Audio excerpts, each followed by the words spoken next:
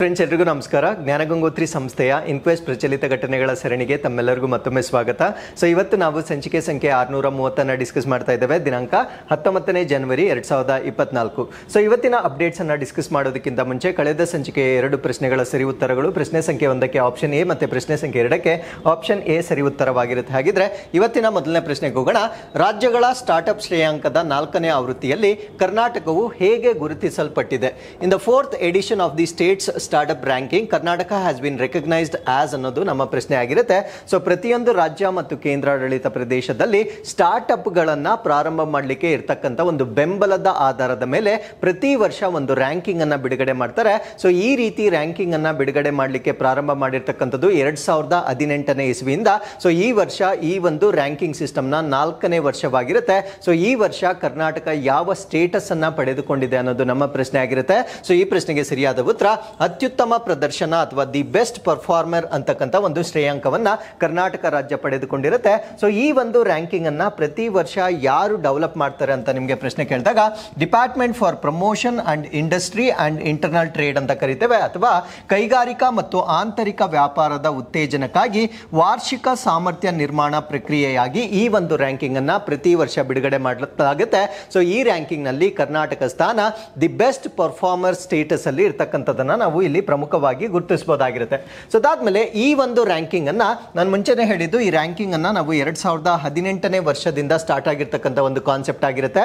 So ಪ್ರತಿ ವರ್ಷದಲ್ಲಿ ಅಂದ್ರೆ 4 ಕಾನ್ಸಿಕ್ಯೂಟಿವ್ ಇಯರ್ಸ್ ಅಲ್ಲಿ ಕರ್ನಾಟಕ ಈ ಒಂದು ಹಾನರ್ ಅನ್ನ ಪಡೆದುಕೊಂಡಿರುತ್ತೆ. ಅಂದ್ರೆ ಪ್ರತಿ ವರ್ಷ ಕೂಡ ಬೆಸ್ಟ್ ಪರ್ಫಾರ್ಮರ್ ಸ್ಟೇಟ್ ಆಗಿ ಹೊರಹೊಮ್ಮಿರ್ತಕ್ಕಂಥದ್ದನ್ನ ನಾವು ನೋಡಬಹುದಾಗಿರುತ್ತೆ. ಹಾಗಿದ್ರೆ ಸೊ ಈ ಒಂದು ರ್ಯಾಂಕಿಂಗ್ ಅನ್ನ ಆಕ್ಚುಲಿ 2 ಕ್ಯಾಟಗರಿ ಆಗಿ ಡಿವೈಡ್ ಮಾಡ್ತಾರೆ.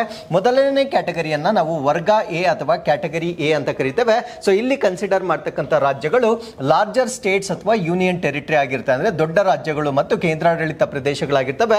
ದೊಡ್ಡ ರಾಜ್ಯ ಅಥವಾ ಕೇಂದ್ರಾಡಳಿತ ಪ್ರದೇಶ ಅದರ ಅರ್ಥ ಏನು ಅಂದ್ರೆ ಸೊ ಪಾಪ್ಯುಲೇಷನ್ ಅಬೋವ್ 1 crore, 1 ಕೋಟಿಗಿಂತ ಹೆಚ್ಚು ಜನಸಂಖ್ಯೆಯನ್ನ ಹೊಂದಿರತಕ್ಕಂಥ ರಾಜ್ಯ ಅಥವಾ ಕೇಂದ್ರಾಡಳಿತ ಪ್ರದೇಶವಾಗಿರಬಹುದು.